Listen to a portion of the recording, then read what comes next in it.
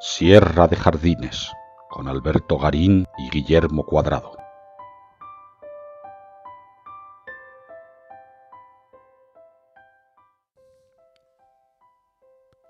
Si hablamos de Egipto, del antiguo Egipto, la primera idea que nos viene a la cabeza es su arquitectura monumental, donde sin duda tienen un lugar especial las grandes pirámides de Giza. Y después, todos esos templos funerarios y esas grandes ciudades levantadas durante el Imperio Nuevo. Pero es posible que si hablamos de ese Egipto de los faraones, no nos venga a la cabeza el mundo de los jardines de estos egipcios.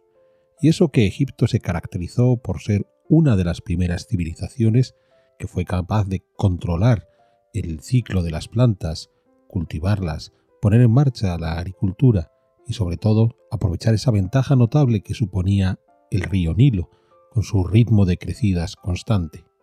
Y por supuesto, si hablamos de agricultura, si hablamos de capacidad para sembrar, del control del agua del Nilo, inevitablemente para los momentos de solaz y placer, podíamos hablar de jardines. Y esto es lo que vamos a hacer hoy, una vez más de la mano de Guillermo Cuadrado.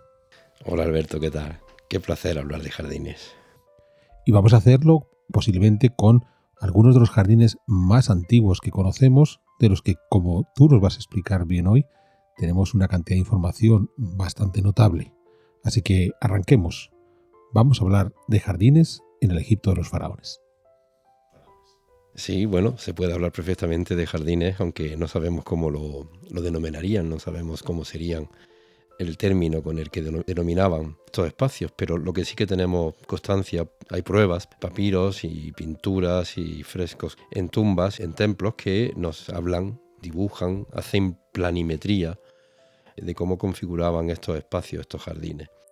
También tenemos incluso literatura que cuentan hazañas y desenlaces, amoríos en estos jardines. Por lo tanto, estamos ante la evidencia de que posiblemente sea el origen del jardín occidental, uno de los orígenes, porque tenemos a la par o paralelamente se están dando circunstancias parecidas o casi análogas en otras zonas cercanas, en la Tierra Media. Pero, desde luego, Egipto, estas civilizaciones del antiguo Egipto, ponen el punto de partida de la jardinería occidental. Con todo, vamos a dejar claro que la mayor parte de la documentación de este mundo de los faraones que conocemos es la relativa a los llamados Imperio Medio e Imperio Nuevo. Nos vamos a mover, por tanto, entre los años 2000-1400 a.C. y es ahí donde Guillermo nos va a ir presentando los documentos que se conservan de este mundo de los jardines y, por supuesto, cómo se organizaban, cuáles eran las plantas, cuáles eran las tipologías de los jardines y demás. Me comentabas antes fuera de micrófono que conservamos el documento más antiguo de cómo era un jardín precisamente en este mundo egipcio. Hay una pintura de un jardín y un estanque de Nebatón, que sería de la 18ª dinastía. Tiene su origen en el 1950 a.C., es decir, tendría actualmente casi 4.000 años. Se expone en el British Museum de Londres. Cuando la ves, yo que la he visto bien de cerca, pues impresiona muchísimo, porque estamos ante el primer plano de un jardín de la tradición occidental, es decir, que con los elementos clave y además con ordenamiento, con armonía, con todos esos detalles que conforman el jardín y que son claves para la configuración de un jardín. O sea que estamos, vuelvo a repetir, en el origen del jardín occidental. Y bueno, no es la única prueba, va a haber otros planos, como el que se encontró en la tumba de Senefer para el año 1400 a.C. en Tebas, pero que tenemos otras evidencias. Tenemos evidencias que hoy cualquiera que visite Egipto puede observar fácilmente. Tenemos evidencias de esa fijación por la naturaleza y por la belleza que la naturaleza ofrece en la arquitectura, en la representación de los capiteles, de las grandes columnas de los templos, de las arquitecturas que se pueden visitar cuando vamos a Egipto, la flor de loto, el papiro, en dinteles y paramentos. O sea que ya la propia arquitectura nos habla de esa sensibilidad o ese tomar la naturaleza como inspiración para el arte. Pero tenemos más datos. Sabemos, por ejemplo, que para el 1500 a.C. se enviaban expediciones en busca de plantas raras.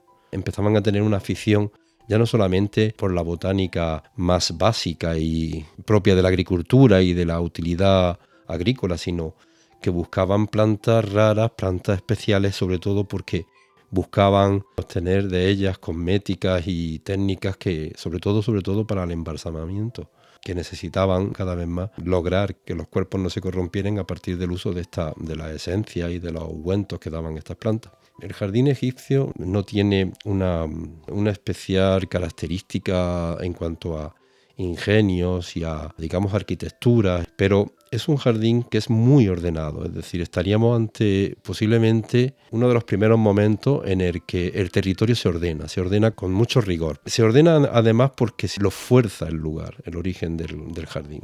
Egipto tiene el fuerte eje que causa el río tiene orientación sur-norte en cuanto a la corriente. Todos sabemos que este río tiene periodos de inundaciones, de crecidas que causan inundaciones a cada lado, a un lado y a otro del río. Por lo tanto, los jardines no podían estar, igual que otro tipo de construcciones, no podían estar propiamente en estas crecidas, pero estaban justo en el punto de límite de estas crecidas. Y ahí se generaba otra orientación, que era la perpendicular este-oeste, que coincide con la trayectoria solar, y luego además se enmarcaría entre el límite de la crecida y el límite del desierto, que es inmediatamente un factor absolutamente negativo y, digamos, contraproducente para el jardín. Yo creo que esto obliga a tirar del cuadrado, o mejor dicho, del rectángulo cuasi perfecto, orientado norte-sur y bien cercado, bien cerrado. Debemos de pensar en muros altísimos, casi de hasta más de 3 metros, pensando en esas avenidas de arena, esos vientos de arena procedentes del Sáhara que podían enterrarte un jardín en un rato. A partir de este cuadrado, pues ya la disposición interior también se ve obligada a otro elemento, que es el agua. El agua tiene que entrar en el jardín. La verdad es que manejan muy poca ingeniería, no consiguen elevar el agua más allá de lo que pueda ser ir cientos de metros o kilómetros aguas arriba en el Nilo, canalizarla hasta alcanzar el jardín, y en el jardín tiene que quedar embalsada por encima del nivel del jardín para luego poder hacer los riegos por caída, por presión natural. Todos los jardines van a contar con un estanque, y aquí es donde posiblemente se cuenta con el elemento esencial que dispone, o sea que organiza el jardín egipcio, y es la presencia de uno o varios estanques, casi siempre con una traza rectangular, muy rectangular, y elevados sobre el suelo al menos más de 1 metro, 2 metros incluso, dependiendo de la zona en que se localizara en el jardín. Pero claro, normalmente se van a localizar en el centro porque son los que van a organizar la estructura del jardín y tienen que estar elevados para poder permitir el riego en todas las direcciones. Esto va a ser el elemento principal. O sea, los elementos principales son un fuerte cierre, la presencia de estos estanques y luego la organización botánica. En principio los jardines se organizarían con parterres o compartimentos muy cuadrados que organizaban la vegetación. Pero se sabe por estos planos y por la presencia incluso de literatura que con el tiempo, incluso en los jardines más suntuosos, y alcanzan a tener varios estanques con forma de T. A todos los estanques generalmente hay una escalinata y se sube y se usan como para tener un nivel superior del jardín a modo de mirador. También va a ser importante la disposición de la botánica. Sabemos que las colecciones botánicas cada vez son más interesantes. Se tiene la hipótesis incluso de que pudiera en el antiguo Egipto ya pudiera haber los primeros jardines botánicos. Eso se detrae de uno que pudo haber habido en el templo de Amón, en Karnán, en tiempos de Tumosis III, para el 1400 a.C.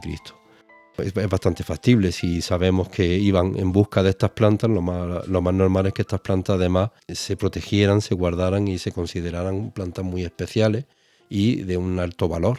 Y la necesidad de un jardín botánico parte a partir del hecho de que tienen que ser estudiadas. El hecho de tener que no solamente cultivarlas, sino observarlas, analizarlas y experimentarlas, dan ya de por sí el jardín botánico, ¿no? El jardín de estudio. Las plantas habituales del jardín van a ser casi siempre las mismas. Y siempre hay bastante relación entre su ornamento y su utilidad. Claro está, se busca de ella ambos elementos y cada vez más el elemento ornamental va prevaleciendo. Pero sin duda alguna, en todos los casos siempre habrá bastantes árboles. El jardín debe de tener un buen juego entre la sombra y el sol, debe de protegerse de las insolaciones que se alcanzan en estas zonas, sobre todo en tiempos de verano, y deben de permitir, por otro lado, el desarrollo de otros tipos de plantas menores, flores y demás. También el jardín adquiere a veces tal nivel de poder. Uno de los principales significados del jardín va a ser la fertilidad y la capacidad de fertilidad. Entonces se opta mucho por plantas de fruto, plantas que proporcionen fruta y fruto, ¿no? De ahí que siempre encontraríamos higueras, olivos, almendros, granados, variedades de manzana, el azufaifo, el sicomoro, algarroba. Todas estas plantas suelen estar siempre presentes porque dan fruto, aparte de que muchas de ellas proporcionan sombra y luego además también tienen una capacidad de estructura superior, ¿no? Hay que mencionar de manera muy, muy especial la palmera. Es la gran protagonista del jardín egipcio. O sea, no vamos a concebir el jardín, todo no nos va a venir a la idea inmediatamente. La presencia de la palmera es la reina del jardín egipcio y lo es porque la palmera va a tener una serie de cualidades únicas por su fisonomía y por la manera en que se desarrolla, su longevidad. Y estas cualidades la van a hacer, bueno, pues una constante. Una constante que luego van a observar los romanos. Roma la va a observar y la va a exportar, se la va a llevar a otra zona, a Roma. Y también, por supuesto, va a ser un legado importantísimo para los muy posteriores jardines islámicos. De la palmera decir que la palmera quita sol, pero no quita la luz. Es decir, crece, va subiendo con su hoja y su copa y va restando la fuerza del sol sobre el jardín, pero no quita la luz a otras plantas menores. Este ha sido, por ejemplo, uno de los grandes secretos para el cultivo en los oasis, para la generación del ambiente que a veces tienen los oasis, que es bastante idílico, bastante paradisíaco. Podemos mencionar ahora en este momento el carácter de Elche, ¿no? Declarada Patrimonio de la Humanidad precisamente por haber hecho estos cultivos de palmeras desde tiempos de los árabes, basados en esta característica, ¿no? De que quita el sol pero no quita la luz, lo cual permite el cultivo de abajo. Pero además tiene un tipo de raíz que permite el desarrollo de otras plantas muy bien, porque hace una raíz colonizada o muy concreta bajo el fuste, pero no se extiende ni va más allá de la zona, que le es suficiente para anclarse o arraigarse. Otra cualidad muy importante de la palmera es que quita viento pero no quita aire. Es decir, baja la intensidad de los vientos en el jardín, pero no quita que un jardín se airee y un jardín ventile suficientemente como para mantener unos niveles adecuados de polinización, de salud, de frescura. Y nada, es la clave del desarrollo en los cultivos mediterráneos a partir de este uso que se hace en Egipto y que va a ir por todo el norte de África y va a abarcar bastantes zonas del Mediterráneo, ya digo. Será uno de los grandes legados de los árabes en los jardines islámicos. Hay un tipo de palmera también en los planimetrías que se encuentran de los jardines egipcios. Vamos a encontrar varios tipos de palmera. Una va a ser la palmera la datilera, la Phoenis datilífera. Pero hay también otro tipo que se usa bastante, que es la palmera Dum. Pero esta palmera tiene una cualidad y es que ramifica y es mucho más ornamental. Produce un efecto más parecido a un árbol porque genera, a partir de un tallo, puede generar varios distintos tallos, formando pues casi como un árbol. En uno de los planos que se encuentran se alternan las palmeras datilíferas, se ordenan con este tipo de palmera Dum. Pero bueno, también hay, como hemos dicho, también vamos a encontrar el caso de los azofaigos. Cultivan la persea, no la del aguacate, pero sí una persea índica que ya existe en esta zona. Granados va a ser uno de los árboles más usados porque posiblemente sea uno de los que más funciones ornamentales, al que más funciones ornamentales le encuentren. No solamente por el color de su fruto y el tipo y la forma de su fruto, sino también por el colorido que generan sus hojas, el cambiante de su follaje. Si hace mucho frío lo va perdiendo, lo cambia de color, lo vuelve a rebrotar en primavera. Estos van a ser fundamentalmente los árboles. Luego, por supuesto, variedades de acacias, las mimosas podrían estar también en estos jardines. Más adelante, conforme avanza el imperio, empiezan a recibir plantas que también van a se van a convertir en plantas muy simbólicas del jardín, como por ejemplo el loto, ¿no? El papiro, que ya lo tienen y lo usan también de forma ornamental, formando colonias, cuadrados intercalados con otros cuadros de flores. Y bueno, sería un poco la botánica más típica que se ha podido detraer de informaciones que tenemos del imperio. Ahora bien, todos estos jardines que nos estás describiendo parecen de una riqueza, de una suntuosidad sobresaliente. ¿Esto significa que era un espacio que solo podía estar vinculado a las élites? ¿Solamente el faraón y su grupo de sacerdotes disfrutaban de estos jardines? ¿O hay tipologías de jardines también para las clases menos pudientes? Bueno, yo esto no podría aclararlo mucho, porque lo que sí que tengo claro es que básicamente hay dos tipologías, pero entiendo que habría jardines en tanto se ordenara y se intensificara un poco los cultivos agrícolas. Al jardín se llega fácilmente a partir del ordenamiento básico de los cultivos y dándole siempre al cultivo una intensidad, no solamente en el orden y en la organización, sino también en una cierta estética que permita. Entonces yo imagino que los jardines estarían bastante más extendidos. Sí que hay dos tipologías, sobre todo porque hay un jardín muy, muy caracterizado, que es el jardín funerario, y tendríamos que diferenciarlo pues de los jardines de los palacios y los templos. O sea que básicamente serían, como jardinería importante, serían los jardines de los palacios y los templos y los jardines funerarios. De los jardines de palacio y de templo estarían presentes ya a partir del año 2000 a.C., es decir, serían jardines habituales siempre en la construcción de una casa importante, ya fuera para el faraón o fuera para élites y funcionarios de alto nivel o sacerdotes, y en el caso de los templos va a ser siempre una constante. Van a tener ya un carácter más lúdico, aquí ya la utilidad crece, aunque todos siempre tienen un carácter también utilitario, porque la vegetación que se usa, aunque se le busque funciones ornamentales, al final produce. Ordenar cuadros de papiro, pero luego el papiro podría ser usado en cestería o podría ser usado. Ordenamos parterres incluso de cereal, porque es bonito ver el desarrollo de la cebada o el desarrollo del trigo, y luego posiblemente se segaría o se intercalaría con florales. Se organizan sobre todo el arbolado, siempre se organiza alternándose con otros, pero al final estamos hablando de que son árboles frutales. Por ejemplo, en muchas de estas representaciones se ve la palmera, el granado, la palmera, el granado. O una palmera y un sicomoro, una palmera y un granado, una palmera, un sicomoro. O sea, tenían siempre estas estructuras que iban dando juegos estéticos, un cierto ordenamiento, pero claro, todo eran frutales o árboles que producían tenían algún tipo de utilidad. En los diseños que se observan de los frescos, de las pinturas, se ve que, que siempre hay una importancia al ordenamiento a partir de los estanques, de estanques rectangulares. En jardines importantes, sobre todo de templos, se piensa que llegaron a hacer estanques de varios cientos de metros, porque en algunos textos se habla de paseos en barca. Pues hay uno en concreto de cómo un señor se sienta en una especie de pérgola o de cenador a contemplar cómo una barca de bellas damas, todas vírgenes, remaban de un lado a otro del estanque, ¿no? Y más texto que tiene. O sea que de esto también se tiene constancia. Los estanques también van a tener siempre una doble utilidad. Aparte de la utilidad del riego, van a contener carpas y peces, muchos de ellos se van a usar en cocina o comestibles. Van a disfrutar de patos, de aves acuáticas, pero también se sabe que a los jardines se traen algunos animales algo exóticos. Se encuentra normal que los jardines pudieran tener babuinos, ibis e incluso algunos tipos de felinos que traerían del propio continente africano.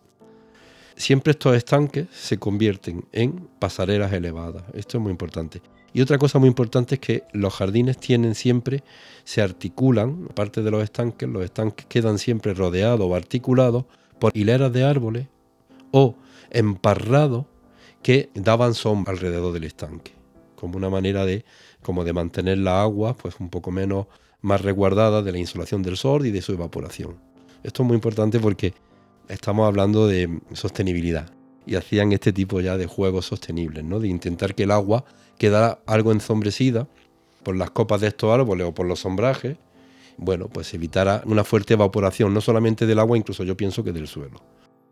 También era habitual que hubiese altares en distintos sitios del jardín, donde usando cestería, pues se hacían casi a diario, con frecuencia, se hacían ofrendas de fruta y de flores a determinadas divinidades.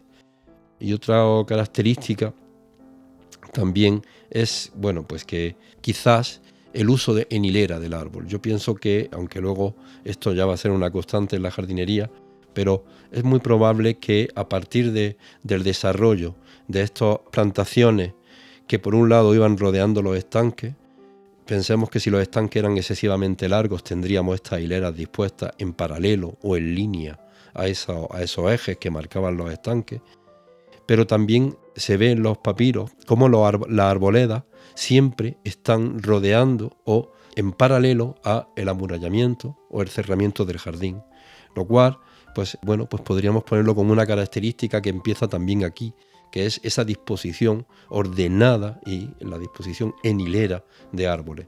Muy dado a intercalarlos, pero bueno, sería una característica a mencionar.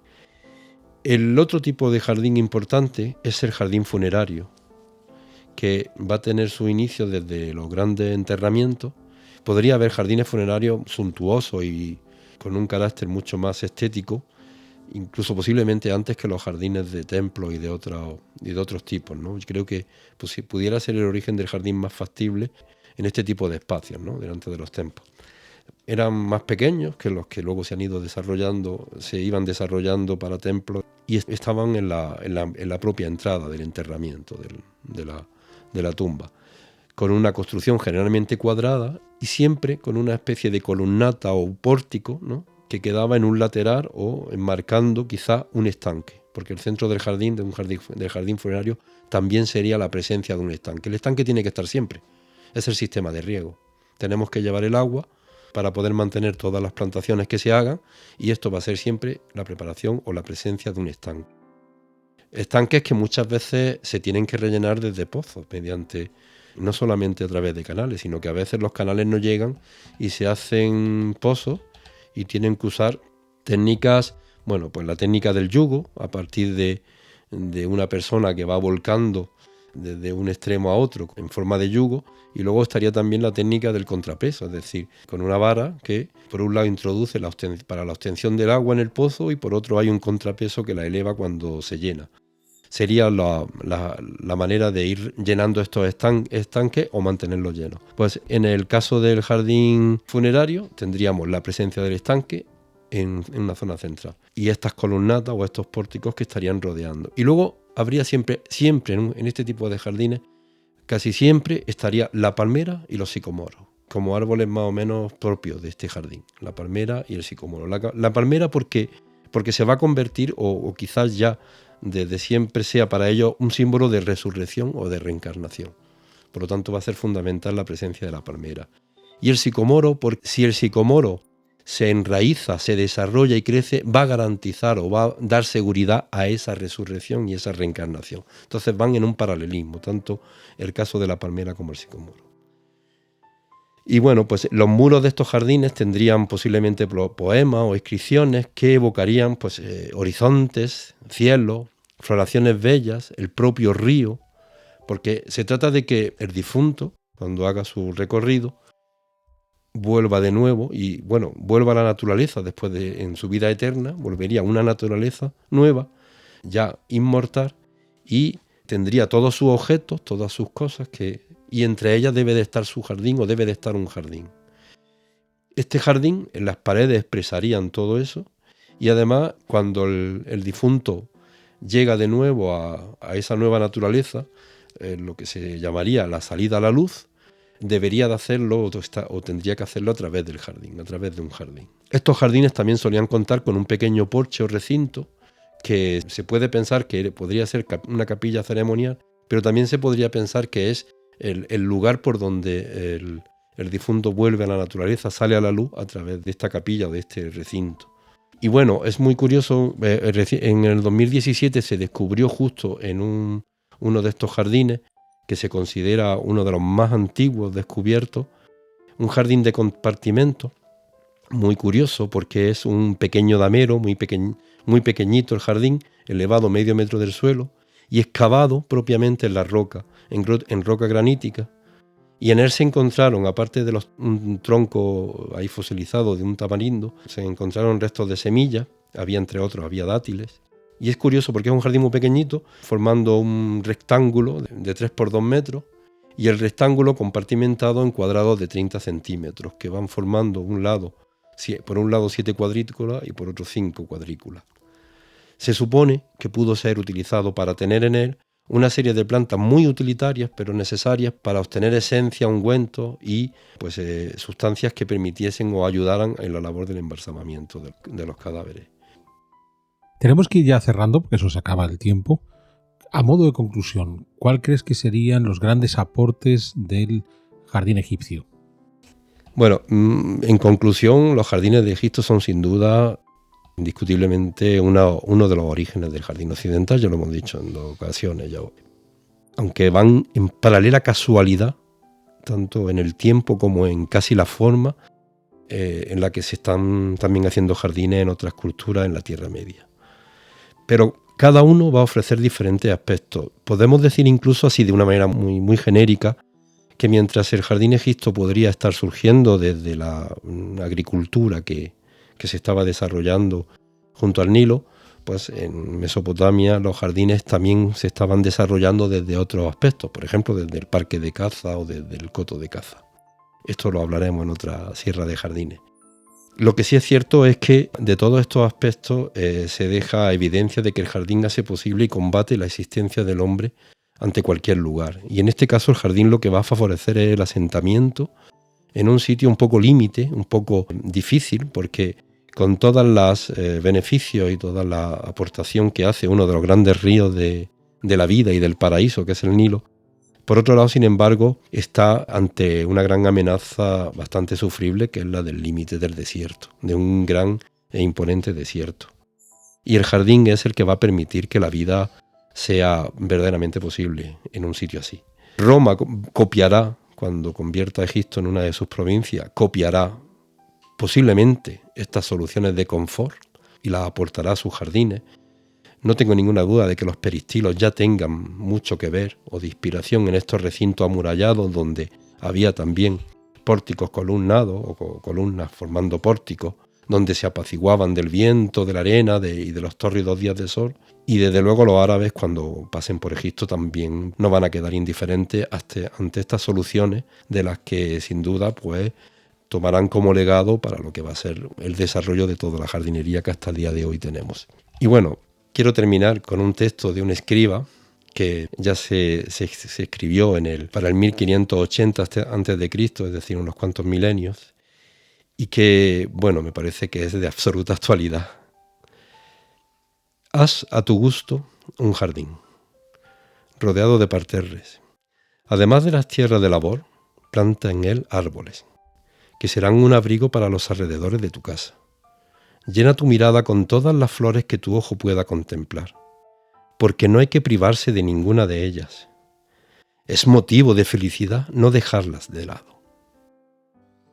Pues con estas maravillosas palabras de un escriba de hace ya más de 3.500 años, que tal como ha dicho Guillermo, son de perfecta actualidad, ponemos fin aquí a nuestro recorrido por estos jardines del Egipto de los faraones, agradeciendo como siempre a Guillermo que nos ilumine con su sabiduría y por supuesto a todos ustedes invitándoles a que nos puedan escuchar en nuestra siguiente Sierra de Jardines.